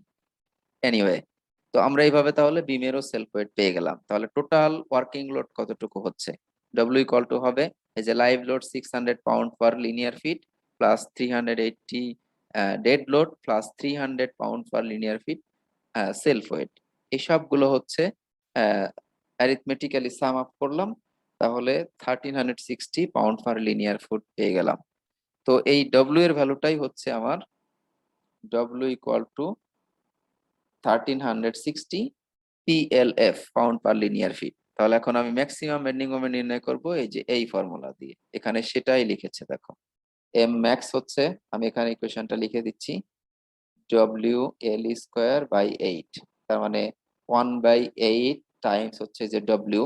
দেখো 1360 পিএলএফ মানে হচ্ছে 1.36 কিপ পার লিনিয়ার ফিট।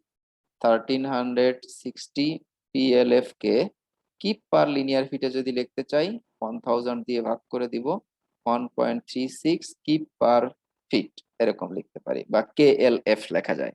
এজন্য এখানে এই 1360 কে 1.36 লিখেছে। দেখো মোমেন্টের ইউনিটটাও তাহলে কিপ, ফোর্স ইউনিট কিপে আছে, আর ডিস্টেন্সটা আমরা নিচ্ছি দেখো এই যে স্প্যান যেটা সেটা নিচ্ছি ফিটে, তাহলে নিশ্চয়ই মোমেন্টের ইউনিট কিপ ফিটে আসবে। তাহলে এই যে 1.36 কিপ নিলাম, আর ডিস্টেন্স এল নিলাম হচ্ছে 24 ফিট তার স্কোয়ার। এভাবে করে আমরা মোমেন্ট ডিমান্ড যেটা, এই মোমেন্টটা আমাকে রেজিস্ট করতে হবে, তাহলে এটা হচ্ছে আমার মোমেন্ট ডিমান্ড 98.2 কিপ ফিট। তো এটাকে আসলে কিপ ফিটে না রেখে কিপ ইঞ্চে নিয়ে যাব আমরা, তাহলে কি করতে হবে, ফিট থেকে ইঞ্চে যেতে হলে 12 দ্বারা গুণ করতে হবে, 12 দ্বারা গুণ করব। তাহলে আমি এটাকে যদি কিপ ইঞ্চে লিখতে চাই, তাহলে 98.2 কে 12 দ্বারা গুণ করলে এটা ইঞ্চ কিপে চলে যাবে, ঠিক আছে। এবং সেটার ম্যাগনিটিউড হবে 98.2 টাইমস 12। আমার মনে হয় এখানে লিখে নাই, বাট আমরা লিখে যাই 1178 ইঞ্চ কিপস। এটা হচ্ছে আমার মোমেন্ট ডিমান্ড। এখন এটা তাহলে এই মোমেন্টটা রেজিস্ট করতে হলে আমার বিমের উইডথ কত হবে, ডেপথ কত হতে হবে, কতগুলো রিইনফোর্সমেন্ট লাগবে, সেগুলো আমরা ক্যালকুলেট করব। তাহলে বুঝতেই পারছো এটা হচ্ছে একটা ডিজাইন প্রবলেম। তো ডিজাইন প্রবলেমের জন্য আমরা কে এর ভ্যালু নির্ণয় করব n divided by n plus R use করে, ডিজাইন ইকুয়েশন ইউজ করে। ঠিক আছে, খেয়াল করে দেখো, আগেরটা ছিল রিভিউ প্রবলেম, যেখানে আমার বিমের সাইজ, রিইনফোর্সমেন্টের অ্যামাউন্ট সব জানা ছিল, সেজন্য এই ইকুয়েশনটা ইউজ করেছিলাম, এই যেখানে k equal to square root of 2 rho n plus rho n square minus rho n। কিন্তু এখনকারটা ডিজাইন প্রবলেম হয়, আমরা এখন কে এর জন্য এই ইকুয়েশনটা ইউজ করব। তো এইটা কখন ইউজ করতে পারবো, আবারও দেখো শর্ত যে আমার রিইনফোর্সমেন্টের রেশিও অবশ্যই balanced stress steel ratio rho E এর চেয়ে কম হতে হবে, তাহলেই তুমি এই ইকুয়েশন ইউজ করতে পারবে। অ্যাকচুয়ালি কম না, ইকুয়াল হতে হবে। যদি ইকুয়াল হয় তবেই এই ইকুয়েশনটা ইউজ করা যাবে। তো আমরা তো বলেছি যে আমরা এমন বিম ডিজাইন করতে চাই, মোস্ট ইকোনমিক বিম হবে যদি এটা একই সময়ে স্টিলেও ওভার স্ট্রেসিং হয়, কংক্রিট ওভার স্ট্রেসিং হয়, তাহলে ম্যাটেরিয়ালের পূর্ণ স্ট্রেংথ আমরা ইউজ করতে পারবো, এবং সেটাই হবে মোস্ট ইকোনমিক্যাল ডিজাইন, মানে সবচেয়ে স্মলেস্ট সেকশন আমাকে দিবে। তো আমরা ডিজাইনে আসলে এটা ধরেই ডিজাইন করি, ঠিক আছে। তাহলে এখানে সেই কথাটাই বলা হচ্ছে, দেখো the choice of tensile steel ratio will directly influence the required dimensions of the concrete cross section unless circumstances dictate otherwise. The designer using WSD methods would probably use rho equal to rho e such that the steel and concrete reach their maximum allowable stresses for the same applied moment। যেটা বললাম যে concrete এবং still একই applied মোমেন্টে তোমার হচ্ছে over tracing হবে। তো এইটাই আমরা আসলে ইউজ করব, এবং তাহলে এটা যদি অ্যাজিউম করে নেই, তখন k equal to n divided by n plus আর, এই ইকুয়েশন ইউজ করতে পারবো। তো এখানে n এর ভ্যালু নির্ণয় করে নিতে হবে। n এর ভ্যালু কত নিয়েছে দেখো, n হচ্ছে 9 নিয়েছে এরা, কিন্তু তোমাকে তো আসলে ইকুয়েশন দিয়ে ক্যালকুলেট করতে হবে। তো n এর ভ্যালু ক্যালকুলেশনের জন্য আমার ফর্মুলা ছিল ES ডিভাইডেড বাই EC। তো ES হচ্ছে 29,000, আর তারপরে আরো 3টা জিরো দিলে PSI তে যাবে 29,000 KSI, তার মানে এরপর আরো 3টা জিরো দিলে KSI তে যাবে, PSI তে যাবে। আর EC হচ্ছে 57,000 square root of F prime C. তো F প্রাইম সি এর ভ্যালু এখানে কত বলা আছে দেখো, 3000 PSI কংক্রিট, এটা বলা আছে 3000 PSI কংক্রিট, তার মানে F প্রাইম সি হচ্ছে 3000, এখানে সেই 3000 আসবে। তো আমরা যদি এটা ক্যালকুলেট করি n এর ভ্যালু কত পাচ্ছি,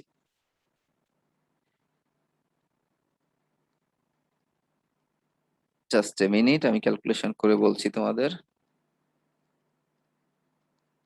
এটা আসছে 9.28, 9.28। তো খেয়াল করে দেখো 9.28 আসছে, কিন্তু এরা ইউজ করেছে মাত্র অনলি 9। তো আমি আবারও বলছি যে এটাকে রাউন্ড 9.5 এর উপরে গেলে মানে 10 না হওয়া পর্যন্ত আসলে আমরা 9 ইউজ করতে পারি। আর তুমি যদি এক্স্যাক্টলি 9.28 ব্যবহার করো, দুইটাই কিন্তু অ্যাকসেপ্টেবল। ঠিক আছে, এই কমটা ইউজ করা আসলে অনেকটা কনজারভেটিভ সাইডে থাকা। তো তুমি যদি 9.28 আসে সেখানে 9 ব্যবহার করো, তুমি কনজারভেটিভ ডিজাইন করেছো, মানে তোমার স্ট্রাকচার আরো সেফ হবে আর কি। So no problem. তো তুমি যদি 9.28 রেখে ক্যালকুলেট করো, দ্যাটস অ্যাকসেপ্টেবল। আবার যদি এটাকে রাউন্ড ডাউন করে পূর্ণ সংখ্যা ইউজ করো, তাও অ্যাকসেপ্টেবল। আর আর ইকুয়াল টু হচ্ছে এই যে দেখো FS divided by FC. FS হচ্ছে এখানে তো বলেই দেওয়া আছে যে অ্যালোয়েবল স্ট্রেস ইন স্টিল হচ্ছে কোথায় 20,000 পিএসআই, আর কংক্রিটে হচ্ছে 1350 পিএসআই। বলেই দেওয়া আছে অ্যালোয়েবল স্ট্রেস, তার মানে 20,000 পিএসআই কে কেএসআই তে নিয়েছে 20, আর 1350 কে কেএসআই তে নিয়েছে 1.35 কেএসআই। ঠিক আছে, তাহলে এভাবে আমরা কে এর ভ্যালু পেয়ে যাচ্ছি 0.378। দেখো ওই 0.3 থেকে 0.4 এর মধ্যে আছে কে এর ভ্যালু, তাহলে মোটামুটি অ্যাকসেপ্টেবল। আর যে ইকুয়াল টু হচ্ছে 1 - k/3 করে আমরা পেলাম 0.874, যেটা ওই যে 0.8 থেকে 0.9395 এর মধ্যেই আছে, তাহলে এটাও মোটামুটি ঠিক আছে ধরা যায়। তো এই কে জে এর ভ্যালু যখন জানা, তখন আমি এই যে আমার যে দুইটা ইকুয়েশন ছিল, একটা হলো কংক্রিটের ইকুয়েশন আর একটা ছিল হচ্ছে স্টিলের ইকুয়েশন, সেই দুইটা ইকুয়েশন ইউজ করে কংক্রিটের ডাইমেনশন এবং স্টিল রিনফোর্সমেন্টের এরিয়া ক্যালকুলেট করব। তো M equal to F C by 2 K J BD square, এখান থেকে আমি দেখো এই যে তাহলে BD square equal to M divided by F C K J লিখতে পারি। তাহলে 2 টাইমস হচ্ছে এম হলো 1180, আমি যে দেখো কি পিঞ্চে মোমেন্ট পেয়েছিলাম 1178, সেটা এখানে ওরা 1180 লিখেছে। এই এই বইটা আসলে যখন লেখা তখনও মানুষ হ্যান্ড স্লাইড রুল ইউজ করতো ক্যালকুলেটর হিসাবে, যে জন্য এখানে এত অ্যাকুরেটলি ক্যালকুলেশন করে দেওয়া নাই। ঠিক আছে, সো একটু কম বেশি আছে আর কি। আর এফসি এর ভ্যালু হচ্ছে 1.35 কেএসআই। কে এর ভ্যালু আমরা পেয়ে গেলাম, জে এর ভ্যালু পেয়ে গেছি, তাহলে যে বিডি স্কোয়ার ইকুয়াল টু লাগবে হচ্ছে 5200, 52, হ্যাঁ 5290, তার মানে 5290 ইঞ্চ পাওয়ার ইঞ্চ স্কোয়ার। এটা আসলে ইঞ্চ কিউব হবে, সরি ইঞ্চ কিউব। তো এইখানে দেখো বি এবং ডি স্কোয়ার আছে, তো এই দুইটার মধ্যে আমি যদি বি অ্যাজিউম করি তাহলে ডি পাবো, আর যদি ডি অ্যাজিউম করি তাহলে বি পাবো। তো আমরা সাধারণত যে ওই এই রিলেশন গুলা ইউজ করি এখানেও, যে বি এবং এইচ এর রেশিও 0.3 থেকে 0.4 এর মধ্যে রাখি, বা 0.5ও বলতে পারো, বাট 10 ইঞ্চির চেয়ে কম নয়। ঠিক আছে, সাধারণত এরকম B equal to 0.3 H normally আমরা নেই, বাট 10 ইঞ্চির চেয়ে কম নয়। তো এখানে এই প্রবলেমে যেটা করা হয়েছে সেটা হচ্ছে ডি অ্যাজিউম করেছে 20 ইঞ্চ, তাহলে বি কত সেটা আমি পেয়ে গেছি। তো আর্কিটেকচারাল রিজিয়নে অনেক সময় বিমের ডেপথ লিমিট করে দেওয়া হয়, যে এই বিমের ডেপথ 10 ইঞ্চের বা 20 ইঞ্চের চেয়ে কম হতে হবে, বেশি হতে পারবে না। এই বিমের কোন একটা বিমের ডেপথ 20 ইঞ্চের চেয়ে বেশি হতে পারবে না, তখন তুমি ডি অ্যাজিউম করবে। আর যদি এমন হয় যে আর্কিটেকচারাল রিজনে বলা হলো যে এই বিমের উইডথ কখনো 10 ইঞ্চের চেয়ে বেশি হতে পারবে না, তাহলে তখন বি অ্যাজিউম করবে, ডি এই ইকুয়েশন থেকে পেয়ে যাবে। তো এই প্রবলেমটাতে হয়তো আর্কিটেকচারাল রিজনেই দেখো ডি কে অ্যাজিউম করা হচ্ছে 20 inch. The relative proportions of B and D may be influenced by architectural factors or by considerations of clearance. In this case, D will be selected equal to 20 inch. তো এখানে যদি তুমি D এর value এখন 20 inch বসাও, তাহলে B এর value কত আসছে দেখো। এই যে D স্কয়ার 20 স্কয়ার করলে 400 হয়, সেটাই যে 500 5290 এর নিচে চলে আসলো, তাহলে B ইকুয়াল টু পেয়ে গেলাম 13.2 ইঞ্চ। তো আমরা বিমের উইডথ এবং ডেপথ এটা সাধারণত 1 ইঞ্চে round up and down down করি। ঠিক আছে, আমরা এমন করি না যে 13.2 ইঞ্চি রাখবো, নো, এটাকে আমরা উইডথটাকে 14 ইঞ্চ করে দিব, অ্যাকচুয়ালি 13 ইঞ্চ 13.2 ইঞ্চ রাখবো না। যদি ডেপথ মনে করো 17.25 ইঞ্চ আসলো, তাহলে এটাকে আমরা রাউন্ড আপ করে 17.5, বা আমি অ্যাকচুয়ালি 18 ইঞ্চ করব। ঠিক আছে, এরকম করে দিব যদি এরকম আসতো। এইচ আর কি, এইচ ডেপ, ডি না এইচ। হ্যাঁ, তো এভাবে আমরা তাহলে বিমের দেখো ডেপথ পেয়ে গেলাম, ডেপথ ধরে নিলাম আর কি, তাহলে উইডথ পেয়ে গেলাম। তো আমার বিমের সেকশন সাইজ তাহলে সিলেক্ট হয়ে গেল। এখন আমি রিইনফোর্সমেন্টের এরিয়া কিভাবে ক্যালকুলেট করব, তার জন্য আমার স্টিল দিয়ে যে একটা ফর্মুলা ছিল M equal to AS times FS JD এইটা ইউজ করব। জাস্ট রিরাইট করে এএস ইকুয়াল টু তাহলে M divided by FS JD দেখা যায়, দেখো এখানে সেটাই লিখেছে। তাহলে এম হচ্ছে যে 1180 ইঞ্চ কিপস, এফএস হচ্ছে 20 কেএসআই। যে এটা আসলে ভুল করেছে অ্যাকচুয়ালি, এই ভ্যালুগুলো আসলে এম এর নিচে এখানে লিখতে ভুল করেছে, ঠিক আছে। আহ, আমি এখানে এইভাবে লিখবো, এটা এরকম হবে না, বরং এই 20 এর সাথে নিচে আসবে 0.874 টাইমস হচ্ছে 20। এটা হচ্ছে টাইপিং মিস্টেক, এক কথায় টাইপো বলে। তো এটা করলে তুমি ইকুয়েশন থেকে দেখো আলটিমেটলি 3.38 স্কোয়ার ইঞ্চ পেয়ে যাচ্ছ। তো তার মানে এখানে রিইনফোর্সমেন্টের এরিয়া কতটুকু লাগবে আমি সেটা পেয়ে গেলাম। তো এখানে আমি শুধুমাত্র এএস ক্যালকুলেট করেই শেষ করব না, বরং কত সাইজের বার কয়টা লাগবে সেটা সিলেক্ট করব। তো আমরা যদি 10 নাম্বার বার সিলেক্ট করি, দেখো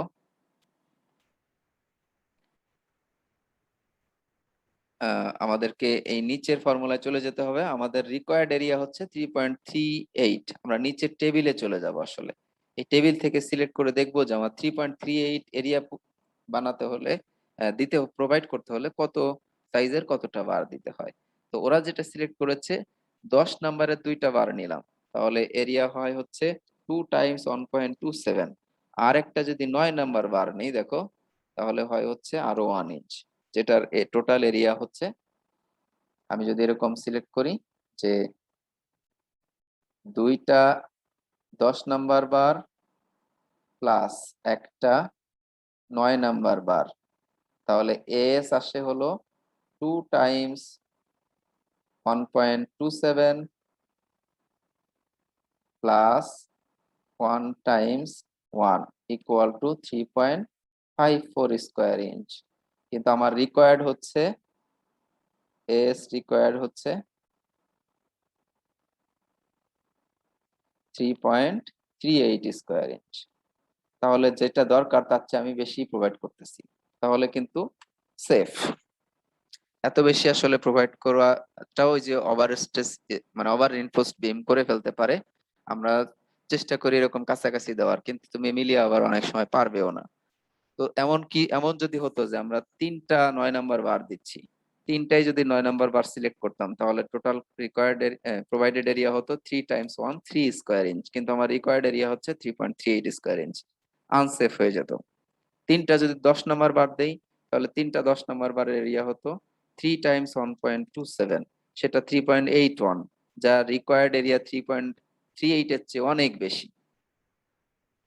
তো এত বেশি আনইকোনমিক করব, এত বেশি দিলে রিইনফোর্সমেন্ট বেশি তো লাগবেই, প্লাস হচ্ছে এটা ওভার রিইনফোর্সড বিমও হয়ে যাবে, কারণ রিকোয়ার্ড রিইনফোর্সমেন্ট এরিয়া যা তার চেয়ে বেশি যদি দাও তাহলে তখন ওভার রিইনফোর্সড বিম হয়ে যাবে, মানে ফেইলরটা আসলে কংক্রিট দিয়ে হবে, যেটা আমরা অ্যাভয়েড করতে চাই। আবার যদি এমন হয় যে না আমরা দুইটা 9 নাম্বার বার আর একটা 10 নাম্বার বার ব্যবহার করব, তাতে হয় কিনা, তাহলে দেখো সেক্ষেত্রে এরিয়া আসে 2 Times 1 plus 1.27, total provided area হয় 3.27, কিন্তু রিকোয়ার্ড এরিয়া হচ্ছে 3.38। তার মানে দুইটা 9 নাম্বার আর একটা 10 নাম্বার সেটাও হচ্ছে না, কিন্তু দুইটা 10 নাম্বার আর একটা 9 নাম্বার যদি করি তখন হচ্ছে হয়ে যাচ্ছে। তো এই জন্য এইভাবে এই টেবিল থেকে আসলে তোমাকে বারের সাইজ এবং নাম্বার সিলেক্ট করতে হবে। এবং আমরা যদি এক রোতে প্রোভাইড করতে চাই, এজন্যই এই যে দুইটা ডিফারেন্ট সাইজের বার ইউজ করা হয়েছে এখানে, ঠিক আছে। তো রিইনফোর্সমেন্টের শুধুমাত্র এরিয়া বের করেই শেষ করলে হবে না, তোমাকে এখানে কত সাইজের কতটা বার ব্যবহার করবে সেটাও বলতে হবে। তো this area is a area of reinforcement 3.38 square inch will be provided using two number 10 bars and one number 9 bar all in one row। এক রোতেই ব্যবহার করা হবে।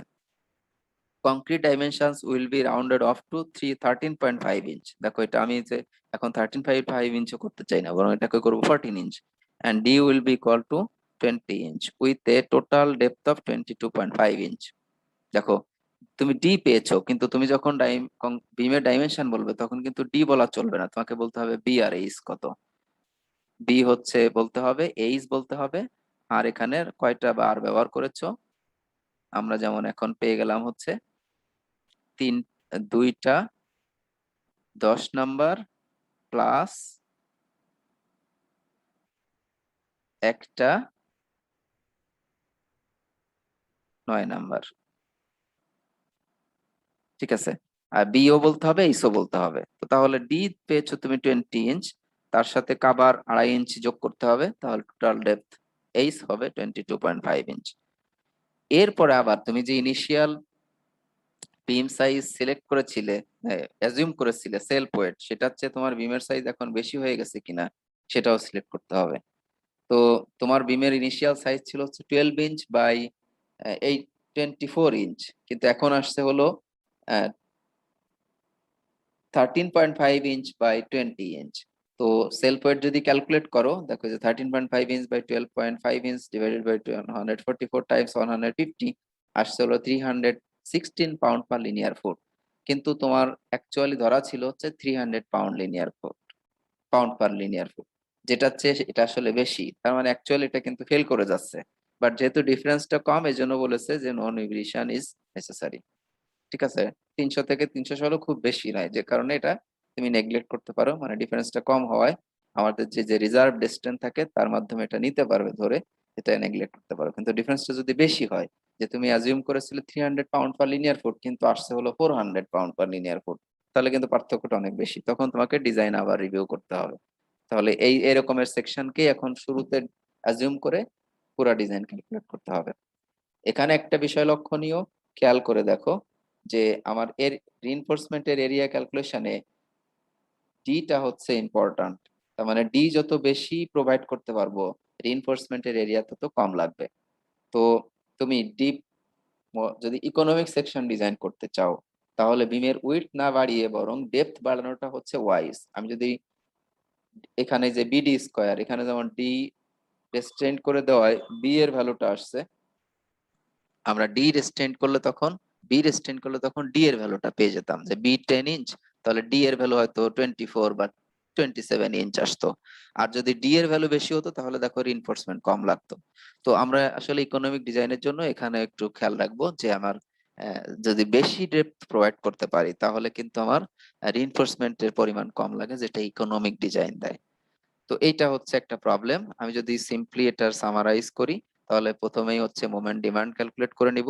এখানে অনেক কথা বলে ফেলেছি, জাস্ট সামারিতে এতটুকু তোমাদের প্রয়োজন। এখানে যে ক্যালকুলেশন গুলো দেওয়া আছে, এন এর ভ্যালু ক্যালকুলেট করে নিতে হবে, সেই আর এর ভ্যালু ক্যালকুলেট করে নিতে হবে, তাদের মাধ্যমে কে ক্যালকুলেট করে নিব, তারপরে যে ক্যালকুলেট করে নিব। আর জাস্ট এই দুইটা ইকুয়েশন থেকে আমি বিমের সাইজ এবং রিইনফোর্সমেন্টের এরিয়া ক্যালকুলেট করে ফেলবো। আর বিমের সাইজ বলতে আসলে বি এবং আলটিমেটলি এইচ এর মাধ্যমে তোমাকে বলতে হবে যে টোটাল ডেপথ কত।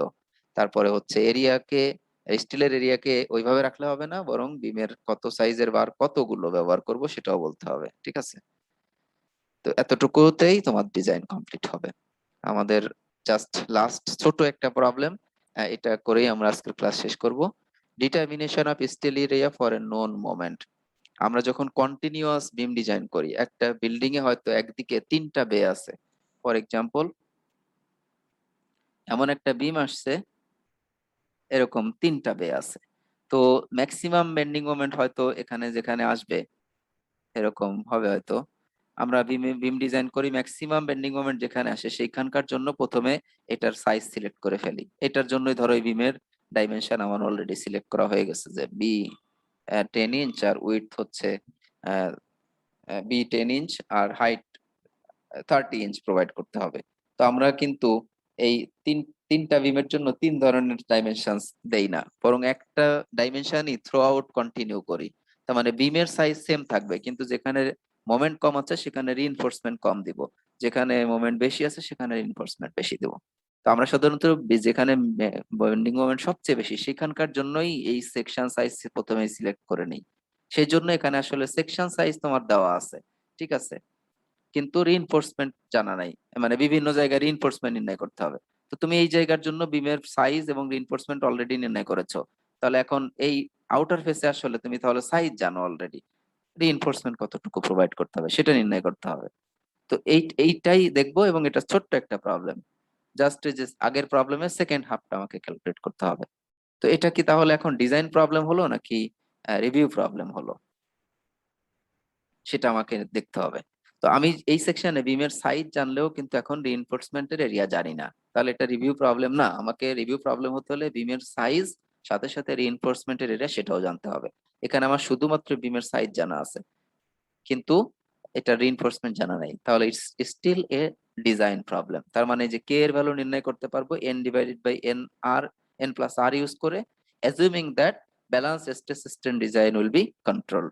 ঠিক আছে, এই দেখো, as a first trial, assuming that k will take the value of for balance stress design, তাহলে তখনই আমরা এই যে এই ইকুয়েশনটা ইউজ করতে পারবো। তো প্রবলেম স্টেটমেন্টটা প্রথমে পড়ে নেই। Using the concrete dimensions of the preceding example, আগের প্রবলেমটাই যে প্রবলেম 2 যেটা, সেখানে ডাইমেনশন বি পেয়েছিলাম 13.5 ইঞ্চ এবং ইফেক্টিভ ডেপথ ডি পেয়েছিলাম 20 inch. Find the steel area required to resist working moment of 945 inch kips. দেখো আগেরটাতে রেজিস্টিং মোমেন্ট ছিল হচ্ছে কত, 1180 কিপ ইঞ্চ। তার মানে এটার মতোই বলি যে এখানে ম্যাক্সিমাম বেন্ডিং মোমেন্ট সেই জায়গাতে 1180 ছিল, কিন্তু এই যে আউটার স্প্যান এখানে ম্যাক্সিমাম বেন্ডিং মোমেন্ট হচ্ছে ধরো 945 কিপ, তবে বেন্ডিং মোমেন্ট কম, কিন্তু তুমি বিমের সাইজ কিন্তু অলরেডি জানো, তাহলে কতটুকু রিইনফোর্সমেন্ট দিতে হবে। এই জন্যই ওই সাইজটাই এখানে ইউজ করা হচ্ছে, বাট বেন্ডিং মোমেন্ট এখন একটু কম, তাহলে কতটুকু রিইনফোর্সমেন্ট লাগবে, কম রিইনফোর্সমেন্ট দিলেই হবে যে তোমার বেন্ডিং মোমেন্ট কম আছে এখানে। তো আগের মতোই কে এর ভ্যালু নির্ণয় করে নিয়ে আসলাম, জে এর ভ্যালু নির্ণয় করে নিলাম, জাস্ট এই ইকুয়েশন ইউজ করে এখন ডি এর ভ্যালু, সরি এস এর ভ্যালু নির্ণয় করে ফেলবো। M divided by F S J D. ঠিক আছে, এটা হলো এফ এস, এটা হচ্ছে জে, এটা হচ্ছে ডি। এই অনুযায়ী আমরা রিইনফোর্সমেন্টের এরিয়া পেয়ে গেলাম 2.70 স্কোয়ার ইঞ্চ। তো আমি তোমাদের জন্য সাজেস্ট করব এতটুকুতেই শেষ করতে, কিন্তু স্ট্রাকচারাল ইঞ্জিনিয়ার যারা, তাদের জন্য আরেকটু ক্যালকুলেশন আসলে নেসেসারি। এইটাকে এখন রিভিউ, যেহেতু রিইনফোর্সমেন্ট এরিয়াও আমি জেনে গেছি, এটাকে এখন রিভিউ প্রবলেম আকারে আরেকবার একটু চেক করতে হবে। কিন্তু আমার মনে হয় তোমরা যারা এখানে আছো আপাতত এতটুকু করে শেষ করলেই পূর্ণ মার্ক পাবে, এই পর্যন্ত করলেই তোমাদের জন্য যথেষ্ট। যারা স্ট্রাকচারাল ইঞ্জিনিয়ারিং যদি হয় বা অ্যাকচুয়াল ডিজাইন যদি ক্যারি আউট করতে চাও, তাহলে ওইটাকে এখন রিভিউ প্রবলেম ধরেই আবার একটা চেক দিতে হবে। দেখো রিভিউ এর জন্য যে কে এর value square root of 2 rho N plus rho N square minus rho N equation দিয়ে করতে হয়, সেটা দিয়ে আবার একটা ক্যালকুলেশন চেক করে দেখলো আলটিমেটলি আগেরটাতে যে রিইনফোর্সমেন্ট এরিয়া ছিল 2.70 স্কোয়ার ইঞ্চ, নতুন ক্যালকুলেট করে আসলে খুব বেশি ডিফারেন্স হয়নি এবং সাধারণত হয় না। এই জন্য আমি বলবো যে এই ফার্স্ট ক্যালকুলেশনে যা আসে এটা রাখলেই মোটামুটি চলে। বরং দেখো এটাতে আমরা রিইনফোর্সমেন্ট এরিয়া বেশি প্রোভাইড করতেছি ডিজাইন রিভিউতে যা আসছে তার থেকে। সো কনজারভেটিভ ডিজাইন হবে আমরা বলতে পারি। ঠিক আছে, সো এতটুকুই হচ্ছে আজকের ক্লাস। এখানে কতগুলা এক্সারসাইজ প্রবলেম আছে, তোমাদেরকে একটু দেখতে হবে। দেখো ম্যাক্সিমাম সিম্পলি সাপোর্টেড বিম দেওয়া আছে। তোমাদের জন্য এটা খুব জানা জরুরি যে সিম্পলি সাপোর্টেড এর যদি uniformly distributed load through out the span থাকে, তাহলে ম্যাক্সিমাম মোমেন্ট হয় মিড স্প্যানে, যার ভ্যালু হচ্ছে ডব্লিউ এল স্কোয়ার বাই 8, আমরা এই এক্সাম্পলে দেখলাম।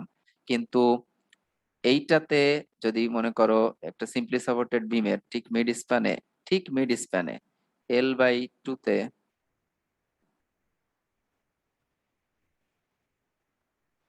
যদি একটা আপওয়ার্ড বা ডাউনওয়ার্ড কনসেন্ট্রেটেড ফোর্স পি থাকে, তখন ম্যাক্সিমাম বেন্ডিং মোমেন্ট হয় এম ম্যাক্স হয় P L by 4। Mechanics of solids বা স্ট্রাকচার অ্যানালিসিস ক্লাসে তোমরা শিখেছো। ঠিক আছে, শুধুমাত্র একটা কনসেন্ট্রেটেড ফোর্স মিড স্প্যানে যদি থাকে পিএল বাই 4 ম্যাক্সিমাম মোমেন্ট, আর যদি ইউনিফর্মলি ডিস্ট্রিবিউটেড লোড থাকে এই যে ডব্লিউ, সেটা হচ্ছে ডব্লিউ এল স্কোয়ার বাই 8 করলে ম্যাক্সিমাম মোমেন্ট পাবো। এখন দুইটাই যদি থাকে, ধরো মিড স্প্যানে একটা কনসেন্ট্রেটেড মোমেন্ট আছে, আবার throughout the span uniformly distributed load আছে, তাহলে ম্যাক্সিমাম মোমেন্ট কি হবে, এই দুইটার সামেশন ডব্লিউ প্লাস পি যদি থাকে, তাহলে এম ম্যাক্স হচ্ছে এই W L square by 8 plus হচ্ছে পিএল বাই 4, এরকম হবে আর কি। তো এই এই এই ধরনের প্রবলেমই তোমাদের জন্য এখানে আছে, এবং এটা তোমাদেরকে আসলে সলিউশন করতে হবে। সো আজকের ক্লাস এ পর্যন্তই। কারো কোনো কোশ্চেন থাকলে আমরা নিতে পারি। তাহলে আমরা যে এত পরিশ্রম করছি এটার কোনো প্রয়োজনীয়তা আছে? একটু একটু চেষ্টা করো, এগুলো কঠিন কিছু নয়।